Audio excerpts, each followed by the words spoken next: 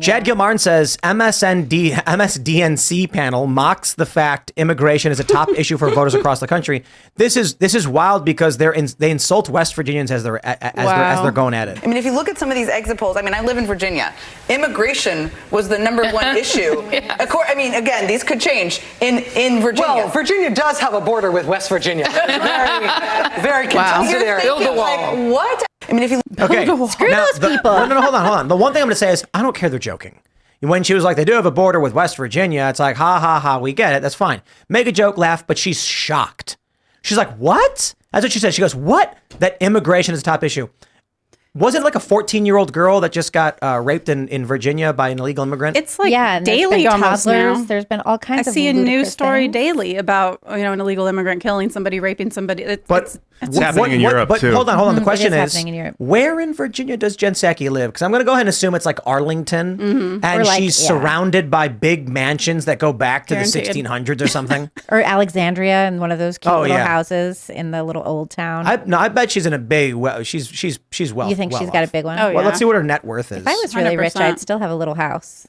I bet she's worth millions. A little house and a big house? No, I think I just have a little house. Well, she probably needs a bigger house for security reasons. I don't believe these websites, but this says her net worth is $2 million. I don't believe them because it once said that Ian's net worth was $5 million, and it's way more than that. Start to begin. It might actually be way more than that. I don't know. People think I'm joking. Right. We don't know what Ian's doing. No, but it says she's worth $2 million. A good portion's probably in real estate. I imagine she's got like, I don't know, like a $600,000-$700,000 house in Virginia where she's got real, look, I got to tell you, you go to Reston, and Reston's fantastic. And then what's that one town? Let me pull it up because I'm going to give a shout out to this really amazing little part of the DC suburbs. And I want to make sure it's not Reston. I'm sorry. It's Maryland. It's Potomac. Oh, in Maryland. I do know, so when not Virginia. when I cross into Northern Virginia from West Virginia, it's like you can smell money. You're like, wow, oh, dude, that is so rich. It's so rich there. Northern. So Reston is great. I mean, these are rich people in very safe areas, hoity-toity, and no disrespect, we got fans in Reston. Shout out, and I'll give a shout out. Let me see if I can pull up this. Here we go. Barcelona Wine Bar in Reston, Virginia, is like the best tapas I've ever had. We went there like 3 weeks in a row because it was so good. Oh, I went with you guys one time. That it was really amazing. Fun. And so my point is just, it's very nice. Right. Everything's very nice. And so for someone like Jen Psaki, who's got like this political disposition of, why are people so upset about immigration? Well, because she lives in this insulated bubble world. Sheltered. Right. Yeah. Other people are like watching the news and they're like, oh, another child was raped again. Like, geez, what's going on? It's not these people's kids that get harmed, It's like poor people's kids and like middle class. Excessive immigration, it's like a flood built. It's like a dam building up. Like the pressure is building and building. It's not like it's just going to be like, oops, now we see what happened. Now let's fix it. It's like if you don't do anything about it and the dam bursts, then all of a sudden you have like gangs in different cities organizing and controlling things with weapon. Like you cannot allow this crazy crap. So I don't know what to do because mass deportations does sound like not the right way to go. That sounds like that's going to be historically remembered as like the day that the United States became the Nazi party. Why? Like, fearing that the good guys in their desire to do good end up becoming the evil ones. That story's been told over and over throughout time. No, I think Ian, we need to deport. We need to deport people. Ian, you're wrong. The saying is, be careful when fighting monsters. Because you might lose to those monsters. Lest ye become one. That is the story. Gaze into the abyss long enough, and the abyss gazes into you. So, in a desire to do right, I don't think that leaving them in this country unattended is the right move. But the idea that we would set up like some police state, spy state to try and find them and then deport them, like then we just have this new infrastructure to deport and destroy other people. We know where they are. They're in like hotels, and we're housing them and paying for that. We have no choice. We know where they are. We have no choice. We have to deport them. I think we have to deport as well because the other piece of it too is that's a huge major deterrent. If you look at the family separation thing that happened under Obama and then it happened under Trump, that turned out to really decrease the number of people who came to the border seeking to get in. Yep. When we keep extending all of these programs and opportunities and, reversing Remain in Mexico, which was actually a terrible idea to reverse that. When we do all of that stuff, we're actually just encouraging people from all over the world to come in. But the issue is... And we have to deter it. But the issue is you would have to create a massive new police force in order to actually deport 15 or so million people. Dave Smith brought this up last night, and he's correct. Yes, they need to be, if the criminal aliens need to be deported. There's no excuse. If you overstay your visa, you get deported. You're not a citizen of this country. And as Bernie Sanders said, if you have open borders, your country will get poor. That being said, how will this be done is the challenge. And Ian's correct. If I certainly do not like the answer of Trump gets in and then says, I'm going to need, $5 billion to rapidly expand and create a new police force in this country to track down illegal immigrants or to rapidly expand ICE. And then you have to understand what that means. That means you're going to have ICE agents knocking on doors. You're going to have warrants. They will likely have to come to your house. There's going to be people getting killed. There's going to be law enforcement who will get killed. What we're asking for, that I don't mind law enforcement. Law enforcement, good thing. Having law enforcement hold people accountable, good thing. Challenge rapidly expanding government power in a short period of time, bad thing. Yeah, I'm thinking of the metaphor of like your boat is taking on water. It's still taking on water. These are the immigrants coming across the border. So let's get this water out of the boat. But you ever see that meme where the guy's like trying to bail the bucket out of the boat, but it's filling faster than he's able to bail? So like, how do you get all that water out? Well, you can boil it. Well, and if the water is the immigrant, I'm not talking about destroying. Like, there's other ways than grabbing them and moving them. There are other ways. There's got to be. So the first that has happened is we need border security. So when Trump gets elected, here's what he should do.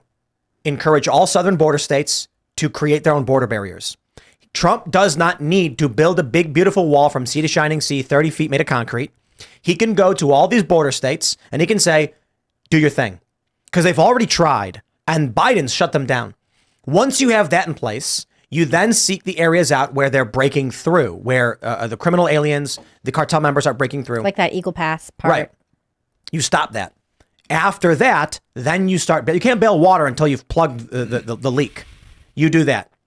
And you don't need, it's funny. Michael Ian Black wrote this really stupid article where he's like, 20 million, you need two police officers for every illegal immigrant to get them all done in a day. And it's like, no, shut up. He actually said Trump would enlist the Proud Boys.